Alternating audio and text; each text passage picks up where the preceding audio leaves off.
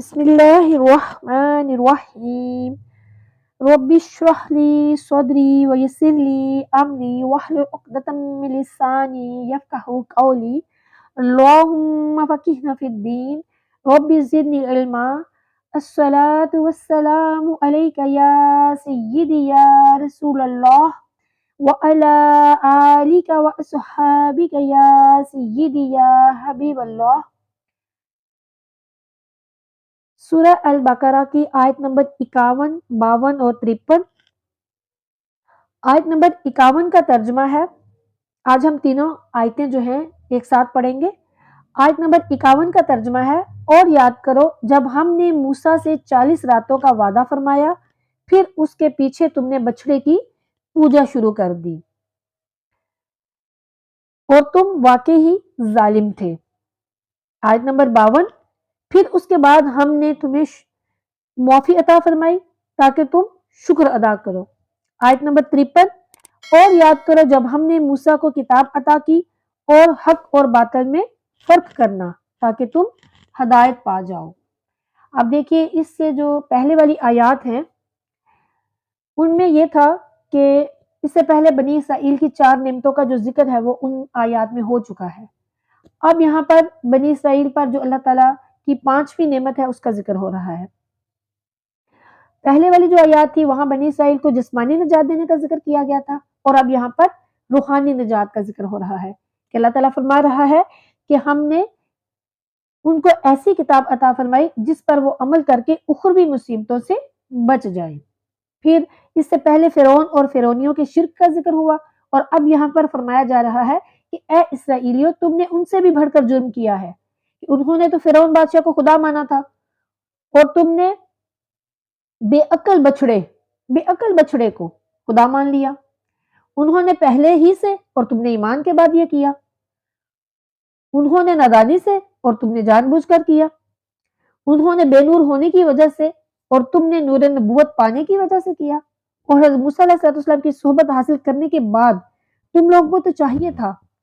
یعنی کہ تمہارے ساتھ تو یہ کرنا چاہیے تھا کہ اگر تم نے یہ سب کیا تو پھر تمہیں بھی ان کی طرح ہلاک کر دینا چاہیے تھا۔ لیکن اللہ تعالیٰ فرما رہا ہے کہ ہمارا فضل اور ہمارا کرم اتنا ہوا کہ تمہیں توبہ کی توفیق عطا فرمائی۔ اب یہاں پر دیکھیے وَإِذْ جو ہے اس میں یا تو بنی اسرائیل سے خطاب ہے یا پھر نبی کریم صلی اللہ علیہ وآلہ وسلم سے خطاب ہے، یعنی کہ اے اسرائیلیوں اس قصے کو بھی یاد کرو۔ یہاں پھر پیارے آقا صلی اللہ علیہ وسلم سے خطاب ہے کہ اے نبی صلی اللہ علیہ وآلہ وسلم انہیں وہ قصہ یاد دلائیے۔ پھر اس کے بعد ہے وعدنا، اس کے معنی ہے آپس میں ایک دوسرے سے وعدہ کیا، معنی یہ کہ ہم نے حضرت موسیٰ علیہ السلام سے توریت دینے کا وعدہ فرمایا۔ آگے ہے موسیٰ، یہ حضرت موسیٰ علیہ السلام کا ذاتی اسم مبارک ہے۔ بعض علماء نے کہا کہ یہ لفظ عربی ہے، بروزن فعلی ہے، اور اس کے معنی ہے کہ ماسا یمیس اس سے بنا ہے، اور اس کے معنی ہے اکڑ کر چلنا۔ چونکہ حضرت موسیٰ علیہ السلام کی رفتار بہت قوت سے ہوتی تھی اس لیے آپ کا نام موسیٰ رکھا گیا۔ اور بعض نے کہا کہ یہ بروزن مفعل ہے، یعنی باب افعال کا اسم مفعول وسیع سے بنا ہے جس کے معنی ہے درخت سے پتے جھاڑ لینا۔ مگر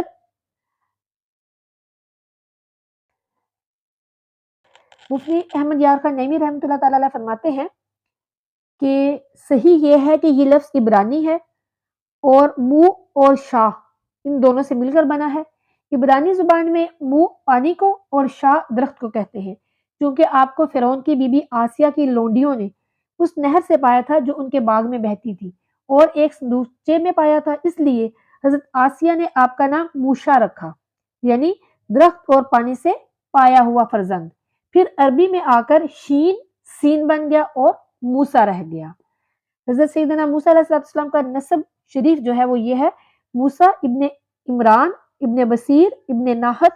ابن لاوی ابن یعقوب ابن اسحاق اور ابن ابراہیم علیہ السلام۔ آگے ہے آیت کا اگلا حصہ، اربعین لیلتن، یہاں پوری مدت بیان فرمائی گئی ہے۔ اولاً 30 رات طور سینا میں قیام کرنے کا حکم تھا، لیکن جب حضرت موسیٰ علیہ السلام یہ میعاد پوری کر چکے اور 3 دن روزے رکھ چکے تو بارگاہ الہی میں توریت لینے کے لیے حاضر ہونے لگے تو اس خیال سے کہ میں نے بہت روز سے مسواک نہیں کی، شاید منہ میں بو ہو، مسواک کر لی۔ حکم الہی ہوا کہ اے موسیٰ علیہ السلام، تم نے وہ منہ سے خوشبو دور کر دی جو ہم کو مشک سے زیادہ پیاری تھی، لہٰذا 10 دن روزے اور رکھو تاکہ تمہارے منہ میں پھر وہی خوشبو پیدا ہو جائے۔ یہ دونوں مدتیں مل کر 40 بنی، اسی لیے قرآن کریم نے یہاں 40 فرمایا، اور دوسری جگہ 30 راتیں اور اس کے بعد میں 10 کا ذکر ہوا، یعنی یہاں اجمال ہے اور وہاں تفصیل ہے۔ لائلتن یہاں 40 دن نہ فرمایا بلکہ 40 راتیں فرمایا۔ کیوں؟ کیونکہ عربی جو تاریخیں ہوتی ہیں وہ چاند سے ہوتی ہیں اور اس میں رات پہلے ہوتی ہے اور دن بعد میں ہوتا ہے، اس لیے کہ رات میں تاریکی اور دن میں روشنی ہے، تاریکی جو ہوتی ہے وہ روشنی پر مقدم ہوتی ہے، یا پھر اس لیے کہ حضرت موسیٰ علیہ السلام سے اتقاف کرانا اور اپنا وصال عطا فرمانا مقصود تھا۔ کیوں؟ کیونکہ جو رات ہوتی ہے وہ وصال کا وقت ہوتا ہے اور دن فراق کا، اس لیے اہل اللہ جو ہوتے ہیں، اللہ کے ولی جو ہوتے ہیں، اللہ کے جو دوست ہوتے ہیں، وہ رات کا آخری حصہ جو ہوتا ہے وہ جاگ کر گزارتے ہیں، یعنی کہ تہجد وغیرہ پڑھتے ہیں، اللہ کی عبادت کرتے ہیں۔ اس وقت اللہ کو اپنے، کیونکہ اس وقت یہ ہوتا ہے کہ انسان بالکل ہر قسم کے کام سے آزاد ہوتا ہے، کوئی دنیاوی کام سے نہیں ہوتا اور خاموش اکیلا اپنے رب کی بارگاہ میں حاضر ہوتا ہے، تو یہ ان کے لیے، اہل اللہ کے لیے وصال کا وقت ہوتا ہے۔ اور روزانہ رات میں رحمت الہی خلق کی طرف متوجہ بھی ہوتی ہے، دن میں ذرا اور مصروفیات ہوتی ہیں، جیسا کہ حدیث مبارکہ میں ہے کہ حدیث مبارکہ میں بھی کافی اس پر ہے، یہ ایک الگ ٹاپک ہے، ہم جو ٹاپک پڑھ رہے ہیں ہم اسی پہ بات کریں گے۔ اب یہاں پر دیکھیے کہ جیسے ہم پڑھ رہے ہیں کہ 40 راتیں جو ہیں مقرر ہوئی تھی یا نہیں، یا پھر 40 دن مقرر ہوئے تھے، کیونکہ پہلی ذی القعدہ سے حضرت موسیٰ علیہ السلام کا اعتکاف شروع ہوا اور 10ویں ذی الحج دوپہر کے وقت انہیں توریت مل گئی، لہٰذا 40 راتیں اور دن جو تھے وہ 39 تھے، کیونکہ 10ویں ذی الحجہ کو اعتکاف نہیں فرمایا تھا۔ آگے ہے ثم اتخذتم، یہاں ثم جو ہے وہ مہلت کے لیے نہیں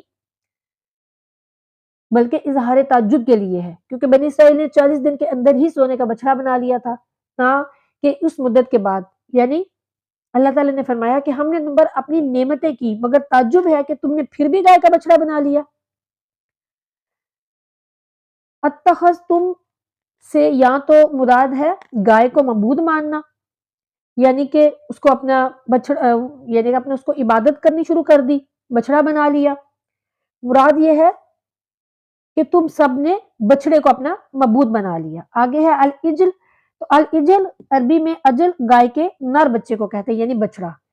اس میں بھی ان کی حماقت کا اظہار ہے، کیونکہ جو بیل ہوتا ہے وہ بے وقوفی میں مشہور ہے، بے وقوف کو کہتے ہیں تو نرا بیل ہے، اکثر ہم لوگ استعمال کرتے ہیں نا گھروں میں بھی، جو کوئی بے وقوفی کی بات کرے تو اس کو ہم یہی کہتے ہیں کہ تو نرا بیل ہے۔ تو فرمایا گیا کہ تم نے بیل جیسی بے وقوف چیز کو خدا مان لیا، تو تم تو فرعونیوں سے بھی بدتر ہو گئے۔ اور مانا کب انہوں نے؟ جبکہ حضرت موسیٰ علیہ السلام کے بعد، من بعدہ ہی، موسیٰ علیہ السلام کے بعد، یا اس وعدے کے بعد، یا ان کے کوہ طور جانے کے بعد، وَأَنْتُمْ ظَالِمُونَ، یعنی تم نے یہ کام بے خبری سے نہیں کیا بلکہ جان بوجھ کر کیا ہے، حضرت موسیٰ علیہ السلام کی صحبت کا فیض پا کر بھی تم نے یہ کام کیا ہے، تو یہ اللہ تعالیٰ فرما رہا ہے لہٰذا تم تو پھر بہت بڑے ظالم ہو، پھر تو تم نے بہت بڑا ظلم کیا۔ اب یہاں پر دیکھیے کہ ظلم کے معنی ہے کسی چیز کو بے موقع استعمال کرنا یا کسی کی چیز بغیر اس کی اجازت استعمال کر لینا۔ بت پرست غیر خالق کے لیے اپنی عبادت استعمال کرتا ہے، نیز اللہ تعالیٰ کے دیے ہوئے اعضاء کو اس کی اجازت کے بغیر دوسرے کی عبادت میں استعمال کرتا ہے، لہٰذا وہ ظالم ہے، بلکہ کفر اور شرک بہت بڑا ظلم ہے۔ اسی لیے سورہ لقمان کی آیت نمبر 13 میں فرمایا گیا ان الشرک لظلم عظیم، کہ بے شک جو شرک ہے وہ ظلم عظیم ہے۔ پھر آگے ثم، یہ تاخیر زمانی کے لیے ہے یا اظہار تعجب کے لیے ہے کہ کچھ دنوں بعد ہم نے تمہارا گناہ معاف کر دیا، یعنی اللہ تعالیٰ فرما رہا ہے ہمارا کرم تو دیکھو کہ تمہاری اس قدر نافرمانی اور سرکشی کے بعد بھی ہم نے تمہیں معافی دے دی۔ آگے ہے عفونا، عفونا عنکم، عفو کے معنی ہے منانا، یعنی چونکہ بخش دینے سے گناہ مٹ جاتا ہے اس لیے اسے عفو کہتے ہیں، گویا تمہارا دامن دامن عفت اس گناہ کے داغ سے داغدار ہو گیا تھا تو ہم نے اپنے رحمت کے پانی سے اس داغ کو دور کر دیا۔ خیال رکھیے کہ عفو سے یہ مراد ہے کہ تم کو فرعونیوں کی طرح بالکل ہلاک نہیں کیا، بلکہ تمہاری توبہ قبول کی اور توبہ قبول کر کے آخرت کے عذاب سے تمہیں بچا لیا۔ اور اس کا یہ مطلب نہیں کہ تمہاری پکڑ نہیں کی، کیونکہ 70,000 مجرموں کو قتل کروانے کے بعد توبہ قبول ہوئی تھی۔ ذکر ہم پڑھیں گے۔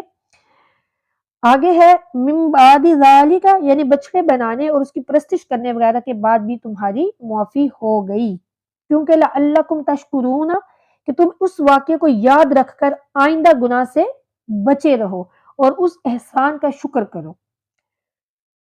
اس میں بھی ادھر بھی اشارہ ہے کہ تم میں اور فرعونیوں میں یہ فرق تھا کہ ان سے شکر کی اہلیت جاتی رہی تھی، ان کے ایمان کی امید نہیں تھی، لہٰذا وہ ہلاک کر دیے گئے۔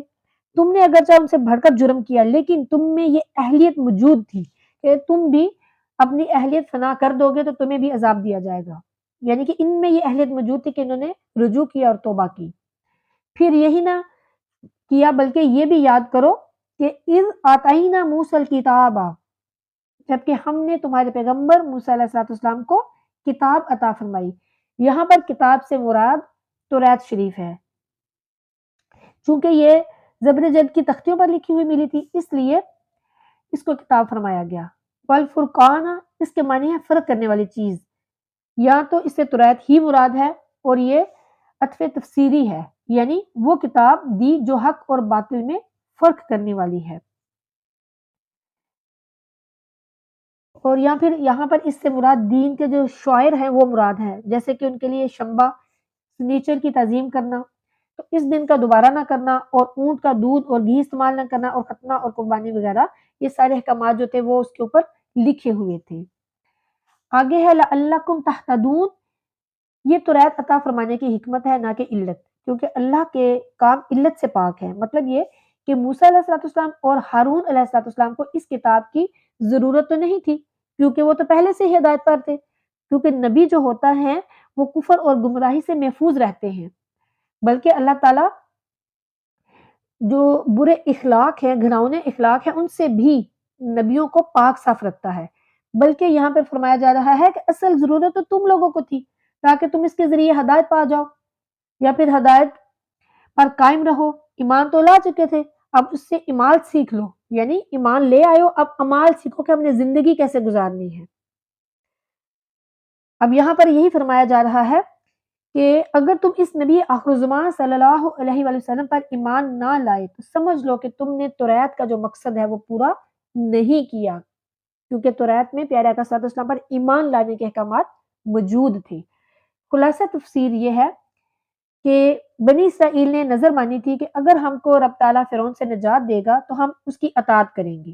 جب انہیں نجات مل گئی اور بنی اسرائیل فرعونیوں کی ہلاکت کے بعد مصر کی طرف لوٹے، تب حضرت موسیٰ علیہ السلام نے ان کی وہ نظر یاد دلائی۔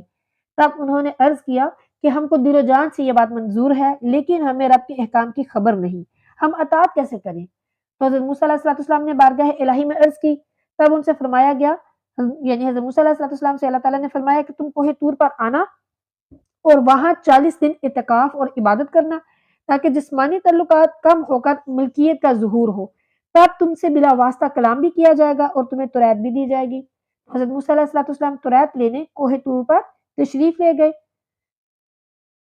تو یہاں پہ فرمایا جا رہا ہے کہ اے اسرائیلیو، تم نے ان کے پیچھے یہ غضب ڈھایا کہ سونے کا بچڑا بنا کر اس کی پرستش شروع کر دی۔ پھر اللہ تعالیٰ فرما رہا ہے کہ ہم نے اس پر بھی درگزر کر کے تمہیں ایک دم ہلاک نہیں کیا، بلکہ حضرت موسیٰ علیہ السلام کی واپسی تک تمہیں باقی رکھا اور ان کے تشریف لانے پر تمہیں توبہ کا طریقہ بتایا، تم کو اس پر عمل کی توفیق دی۔ پھر جب تم نے توبہ کر لی تو تمہیں معاف کر دیا گیا، تاکہ ٹھوکر کھا کر آئندہ کے لیے تم ہوشیار ہو جاؤ، آئندہ نافرمانی نہ کرو اور ہمیشہ میرے شکر گزار رہو۔ اور یہ بھی یاد رکھو کہ تمہاری نظر پوری کرنے کے لیے حضرت موسیٰ علیہ السلام کو کتاب جو تھی وہ بھی عطا فرما دی اور قانون شریعت بھی دیا، تاکہ تم ہدایت پر قائم رہو۔ اب یہاں پر خیال رکھیے کہ حضرت موسیٰ علیہ السلام کتاب اللہ کے طالب تھے اور ہمارے پیارے آقا کریم صلی اللہ علیہ وآلہ وسلم کتاب کے مطلوب، اس لیے آپ کتاب لینے طور پر گئے اور ہمارے پیارے نبی صلی اللہ علیہ وآلہ وسلم کے پاس آیات قرآنیہ آئیں۔ سفر و حضر و دشت و جبل بلکہ کوچہ گھر جہاں حضور صلی اللہ علیہ وآلہ وسلم ہوتے آیات آ جاتی، یعنی سفر میں ہوتے، حضر میں ہوتے، دشت میں ہوتے، جبل میں ہوتے، جہاں بھی ہوتے، گھر میں ہوتے، باہر ہوتے، جہاں بھی ہوتے، تو اللہ تعالیٰ کے جو آیات ہیں وہیں پہ آ جاتی، یعنی کہ وہی نازل ہو جاتی۔ حتیٰ کہ جب پیارا کا صلاۃ والسلام مکی تھے تو وہاں آنے والی آیات بھی مکیاں تھیں، اور جب پیارا کا صلاۃ والسلام مدینہ منورہ تشریف لائے تو وہاں آنے والی جو آیات ہیں وہ مدنی آیات کے نام سے ہوئیں۔